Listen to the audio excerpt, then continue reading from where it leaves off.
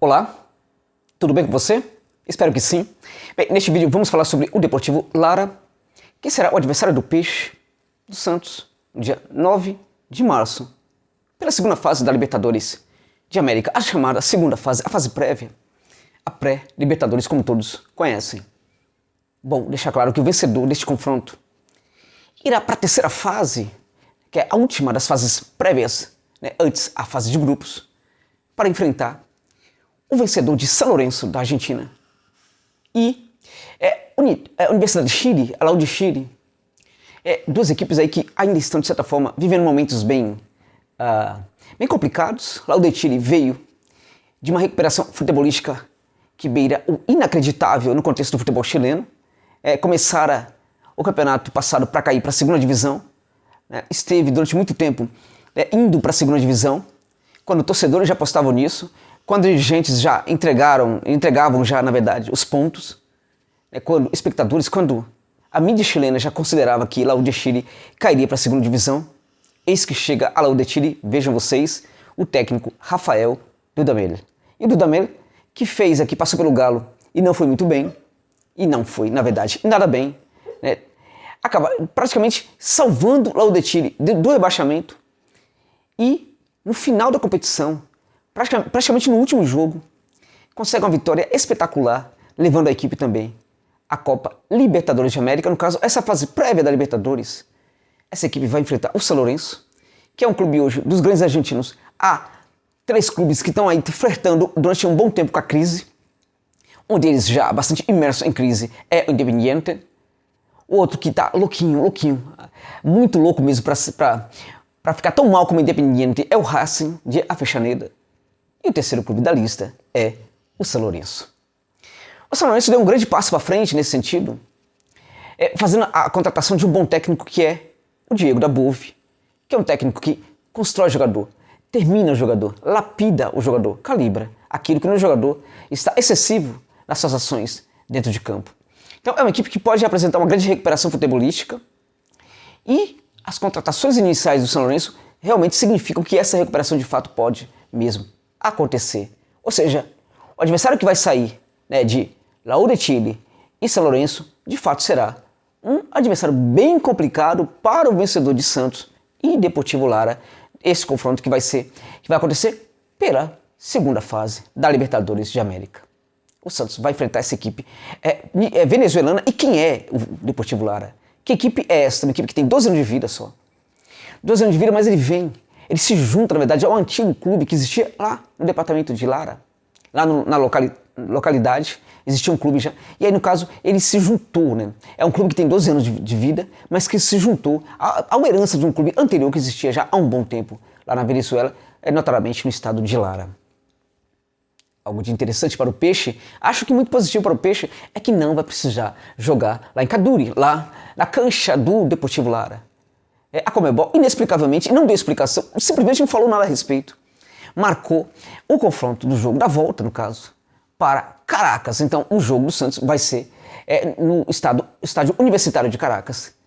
O que tira do Santos a obrigação que, quando chegasse na Venezuela, teria de fazer uma viagem extremamente cansativa, de 360 quilômetros, mais ou menos, até a localidade onde atua e joga o Deportivo Lara, normalmente.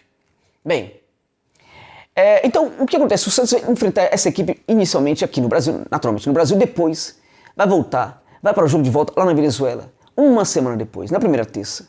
Joga aqui no Brasil, na Vila Belmiro, depois vai jogar na outra terça-feira depois, no dia 9.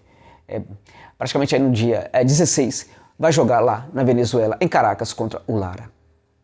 E quem é o Lara? Quem sabe? Os caras não jogam desde dezembro, minha gente. Desde dezembro os caras não jogam na Venezuela. Então, isso é bom por um lado, por outro é ruim. Tá bastante complexo essa história de jogar futebol na Venezuela. Estão voltando e não voltando, de certa forma. Mas o fato é que os caras estão aí com praticamente aí 3 semanas de preparação. Estão preparando muita equipe para esse confronto contra o Santos. Estão mirando muito esse jogo contra o Santos. Estão vendo nesse jogo contra o Santos uma grande possibilidade de ganho, inclusive, da temporada. É importante demais para uma equipe venezuelana ao menos chegar aí à terceira fase da Libertadores. Se entrar na fase de grupos, é um prêmio imenso, muito grande. se fizer a campanha que o Estudiantes de Mérida fez na Libertadores passada, chegando inclusive, ficando num grupo difícil, né? Um grupo que tinha aí o Racing, o Nacional do Uruguai, né? O Aliança Lima, que hoje é uma piada, mas é um clube grande, de tradição, é uma piada chamada Aliança Lima, e o Lara. O Mérida, o Estudiantes de Mérida. O Estudiante de Mérida fez um jogo complicadinho ali, fez uma campanha complicadinha e foi para a Sul-Americana. Conseguiu um grande feito que foi ter ido à Sul-Americana. Um feito notável para o futebol da Venezuela, muito comemorado porque eles sabem gastar muito bem o pouco dinheiro que eles arrecadam, né? Em geral, todos os clubes venezuelanos lidam muito bem com o pouco dinheiro que entra no caixa. Então, esse pouco dinheiro, na verdade, é muita coisa para eles sabem lidar muito bem com isso. Mas por que você está falando do Mérida? Quem tem visto diante de Mérida, na verdade, com Deportivo Lara? O Santos vai pegar o Lara, não vai pegar o Mérida. Então, para que serve ficar falando do Mérida aqui? O fato é que o Lara tinha um técnico chamado Leonardo Gonçalves, né, levou o Lara a uma campanha muito importante no Campeonato Venezuelano no passado. A equipe teve ali, foi a equipe que mais, de certa forma, foi uma das que mais fez gols. Não foi o principal ataque positivo, mas foi, na proporção, na média, ele foi na verdade a segunda melhor defesa do campeonato, né? Mas ele foi na proporção a melhor defesa. Por quê? Porque eram dois grupos, o venezuelano foi feito com dois grupos. Em um dos grupos havia, na verdade, 14 equipes, né? 14 equipes, então cada um jogava ali 13 jogos. No outro grupo existia 15 equipes, o que obrigava cada equipe a jogar 14 jogos. Então, na verdade, o Lara ele teve ali, na verdade, um jogo, né, na verdade, 2 jogos a mais do que o Caracas, né, e o Táchira. Então, na proporção, a defesa foi até melhor. Então, os defensores estão lá. Tem inclusive um bom zagueiro ali da seleção sub-23 da Venezuela, sub-20 da Venezuela, foi sub-20 da Venezuela, hoje é sub-23 da Venezuela, um zagueiro muito bom. A linha defensiva é muito boa. Mas esse cara já não está mais no comando do Lara. Assim que terminou a temporada, ele se mandou, ele foi embora. E foi contratado o Bragani, né? Brinani, na verdade, né? Que é o técnico atual do Lara, que é um argentino. Um argentino que estava, na verdade, no Estudiantes de Mérida. Ele foi o comandante do Mérida na campanha anterior, né, de uma equipe venezuelana na Libertadores. No caso, ele fez uma campanha muito boa, na minha opinião. Ele dificultou bastante em alguns jogos. O Martín Bragani, ele é um técnico realmente bem interessante, que gera muita intensidade para o jogo da sua equipe. Então o Santos vai ter que esperar o que do Lara? Tem que esperar, na verdade, muita intensidade. Eu vi a entrevista dele para um portal venezuelano, que ele estava falando inclusive do jogo. E ele falou o seguinte: o que o torcedor do Lara vai ter que esperar de nós, pode esperar de nós, vai ser entrega, disposição, tática e física, né, e muita intensidade dentro de campo. E o que está sendo feito na preparação dessa equipe? Todos os treinamentos estão voltados para gerar essa intensidade nos jogadores, no jogo dos jogadores. Intensidade não é uma coisa só que depende do físico, intensidade depende também muito do mental, e para isso é necessário haver competitividade. O Lara fez 4 jogos amistosos, venceu 2 jogos e empatou 1. Na verdade, empatou 2 ali, na verdade, né? E perde uns pênaltis, enfim. Mas o fato é que os treinos do Lara foram todos eles voltados para que os jogadores ganhassem intensidade. Treinos muito curtos, né? Muito curtos, com poucos jogadores em espaços muito reduzidos, né? E aí jogam a bola ali para ver como é que seria a disputa de bola. Aí tem ali uma comissão técnica que faz uma avaliação do aproveitamento dos jogadores. Aí chama o jogador que não foi bem e faz um treinamento específico para ele. Aí o submete ao treinamento, não com 5 jogadores, mas com 7 jogadores em um espaço muito curto, para ver como é que ele lida com a situação. Né? Um trabalho também de pressão pós-perda, né? Como é que o jogador lida ao perder a bola, como é que o jogador ataca o portador da bola, como é que o jogador também fecha os espaços, sobretudo na primeira linha, para não deixar a equipe adversária chegar junto ao arco do seu goleiro. Então tudo isso tem sido os treinos do Lara. Esses treinos voltados para o ganho, sobretudo, de intensidade. Então a gente vai ter um 4-4-2, preferencialmente, esse é o esquema que o Bragani usa, né, um 4-4-2. Esses 4-4-2 são essa linha de 4, ela está sempre preocupada muito com a questão da defesa, né? E esses dois jogadores também, muitas vezes, eles acabam recuando bastante também para compor o meio de campo, né? Então, a equipe voltada para o contragolpe.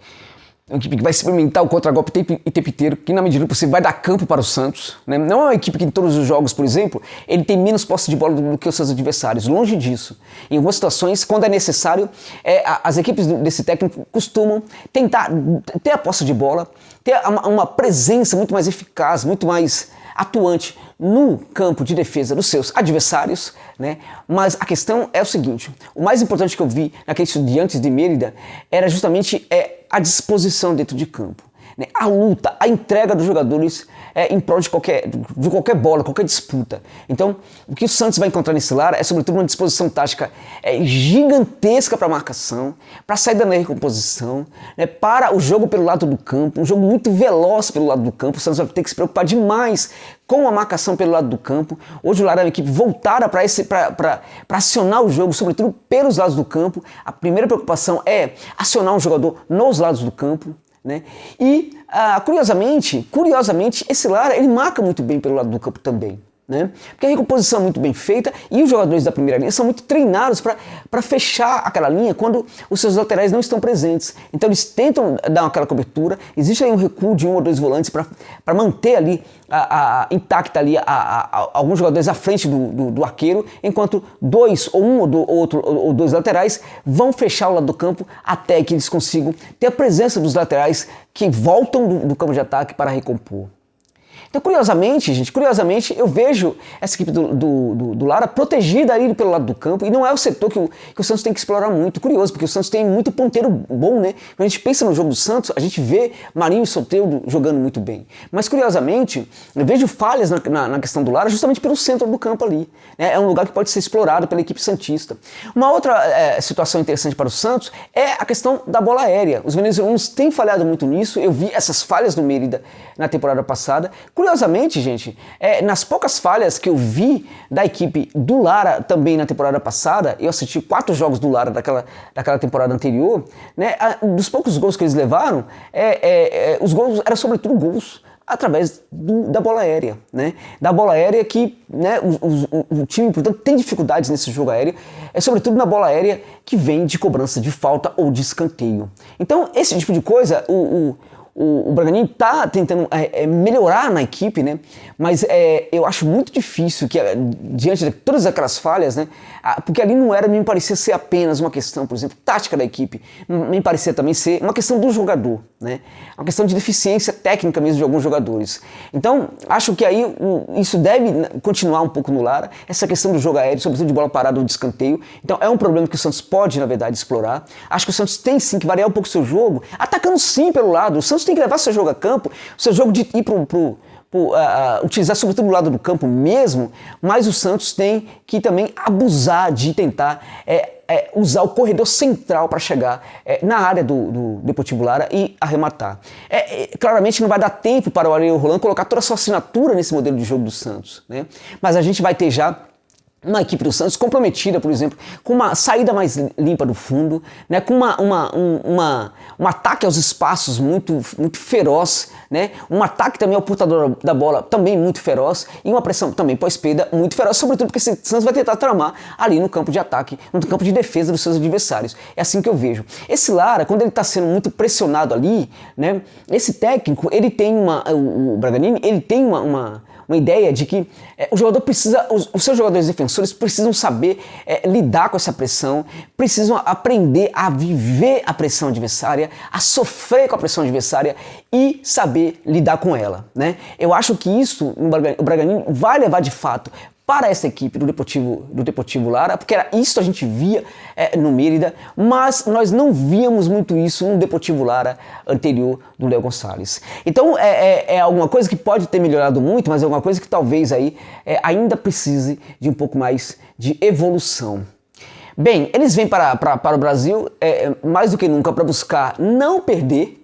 Isso, inclusive, é uma fala do técnico que diz que é muito importante que o confronto não seja resolvido no Brasil, que é muito importante que não voltem, né, que o jogo de volta não seja apenas um jogo de formalidade, que a equipe ainda esteja no páreo quando for recepcionar o Peixe lá na cancha do Caracas para o jogo de volta. Acho que é um adversário aí que pode complicar o jogo do Santos, é um adversário que vai dar muita entrega, muita loucura dentro de campo, vai entregar muito. Os venezuelanos hoje jogam muito muito mais do que algum tempo atrás, mas felizmente para as equipes brasileiras, a gente não vê muito o modelo do jogo ofensivo hoje no futebol da Venezuela. O que a gente vê mais é o modelo de jogo defensivo hoje lá na Venezuela. Há muita evolução no futebol da Venezuela, mas eu acho até que, em função dos poucos técnicos estrangeiros, inclusive argentinos, atuando lá, que é o único lugar onde tem, tirando no Brasil, Chile, tem mais técnico argentino do que chileno. Em outros lugares tem muito técnico argentino também.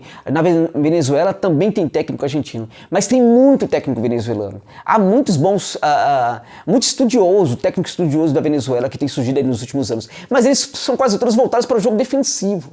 Né?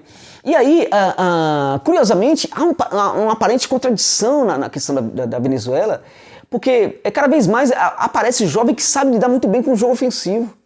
E os técnicos estão sempre aí preocupados em fazer com que esses caras saibam defender cada vez mais. Então, a gente está vendo cada vez mais um perfil de jogador surgindo na Venezuela com condição de ser jogador ofensivo, e eles acabam encontrando técnicos que queiram que esse jogador trabalhe, sobretudo, defensivamente dentro de campo. Então tem esse paradoxo aí que eu acho que ajuda, nesse momento, muito pouco a evolução do futebol venezuelano, né, que chegou a um nível muito bom com o Dudamel. O Dudamel foi muito importante para essa revolução do futebol venezuelano, mas acho que essa revolução precisa dar um salto hoje e precisa trabalhar um pouco mais o jogo ofensivo. Não é o caso, por exemplo, não era o caso do Mérida, não é o caso do Lara. Agora o Lara vai entregar realmente, como eu disse, disposição, loucura, intensidade dentro de campo e vai vender muito caro uma possível derrota para o Peixe. É isso. Obrigado pela gentileza de ficarem comigo neste vídeo.